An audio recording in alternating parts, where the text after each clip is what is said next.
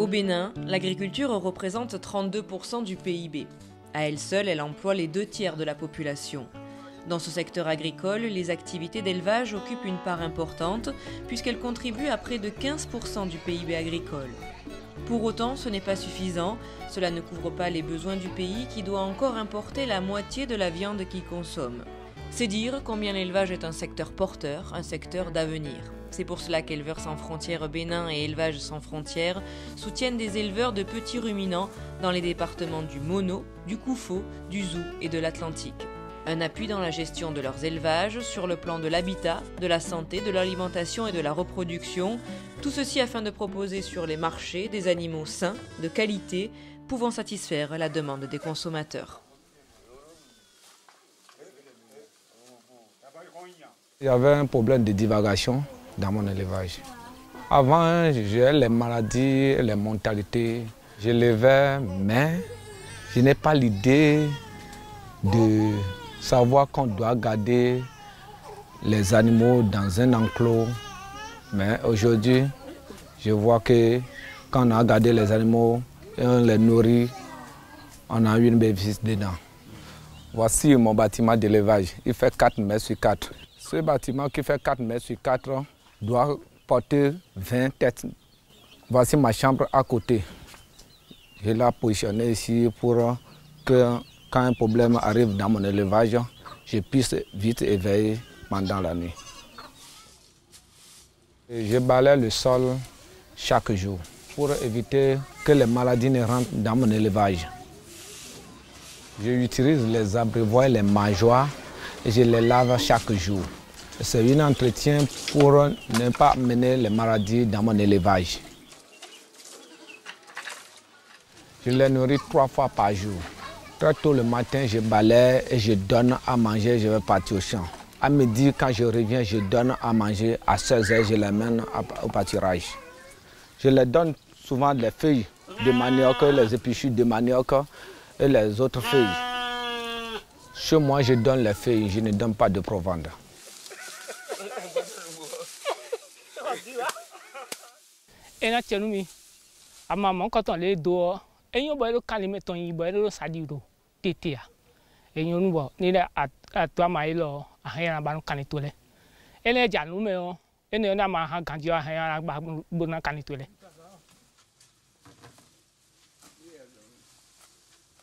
Il faut 4 femelles ou 5 pour un mâle.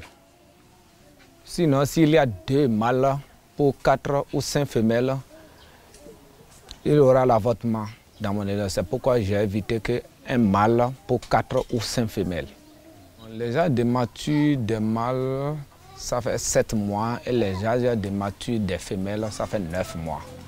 La réforme se fait chez moi dans mon élevage, chez les femelles 3 ans et chez les mâles 3 ans. Je regarde les yeux, la bouche, l'anus et les pattes. Quand il n'y a pas de problème, je sais que cet animal est en bonne santé. Bon, moi, j'évite la consanguinité dans mon élevage.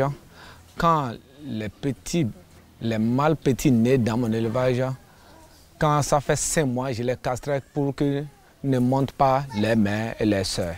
Ces femelles, moi, je contrôle dans mon élevage les seins qui sont bons et ils ont une bonne boue et qui donnent bien de lait aux petits. Les mâles, je regarde les testicules. Si un mâle a porté un seul testicule, je vais savoir que ce n'est pas un bon reproducteur. Je la laisse. Et je vais enlever dans mon élevage. La monte se passe à n'importe quel moment de l'année. Bon, dans mon élevage, si une femelle est pleine, elle est tranquille et reste sur place pendant 1 semaine. Je sais que cette femelle est pleine. Pour cette femelle, je la garde dans mon élevage.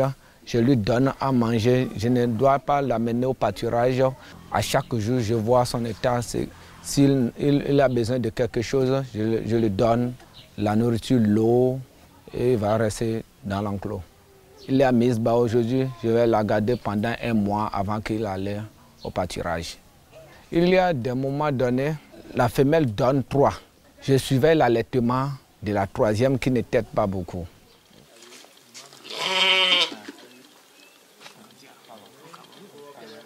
Oh, il y a un peu de temps.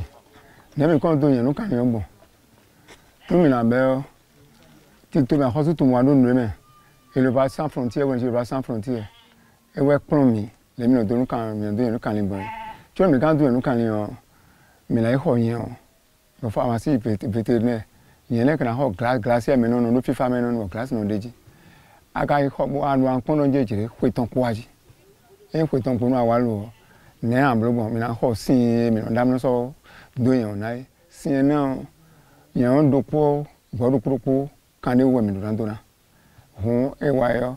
Tu na wana na adation na to le ansi no kanse si on prend de vaccin maintenant qu'on dit carton mais quand j'ai plan de choisi melo onu ada belo azilo boruko ede nous dire oui amele ba dona kaka kan ni wona fo se na ku mo boka du temps de banablo do fi femme dona de.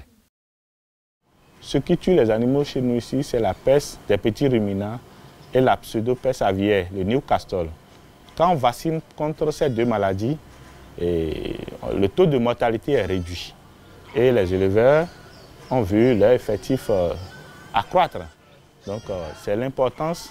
Et deuxième chose, c'est que les VVV, ils conseillent les éleveurs de façon rapprochée au niveau des élevages.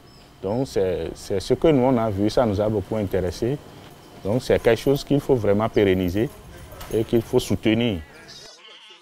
Bon, si un animal est malade, je le sors, je le garde au moment qu'il s'est guéri complètement. Ça veut dire que je l'ai mis en quarantaine. Je suis en train de remplir mon cahier de suivi pour connaître l'effectif, le nombre de femelles, le nombre de mâles. Quand il y a un animal que j'ai vendu, je suis en train de noter pour savoir ce que j'ai fait dans mon élevage. Ce cahier me permet de savoir tous les bénéfices que j'ai dans mon élevage. Si j'ai une perte, je vais le savoir. Si j'ai encore la bénéfice, je vais le savoir.